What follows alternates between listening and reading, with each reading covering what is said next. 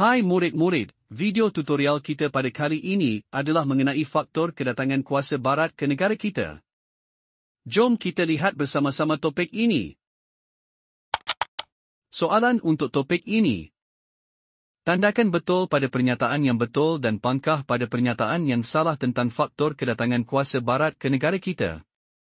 Jom kita imbas kembali topik mengenai faktor kedatangan kuasa barat ke negara kita.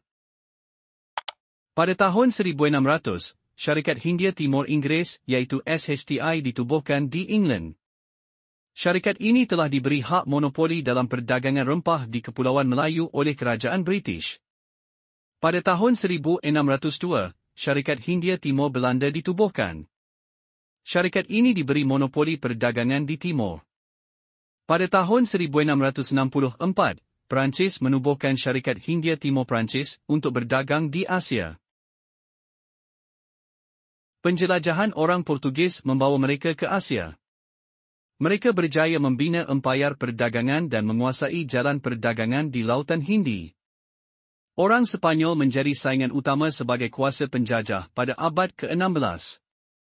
Bahkan pada abad ke-16, Sepanyol menjadi saingan kuasa ulum di Eropah kerana memiliki kekayaan hasil daripada beberapa buah koloninya. Abad ke-16 merupakan zaman kegemilangan Portugis dan Sepanyol. Pada abad ke-17 pula menyaksikan kebangkitan kuasa-kuasa barat seperti Belanda, British dan Perancis sebagai kuasa penjajah untuk merebut kekayaan dan tanah jajahan di seberang laut. Alam Melayu menjadi sasaran utama kedatangan orang Eropah. Matlamat utama mereka adalah untuk mencari sumber rempah ratus dan menguasainya. Jadi, murid-murid sudah fahamkan mengenai faktor kedatangan kuasa barat ke negara kita.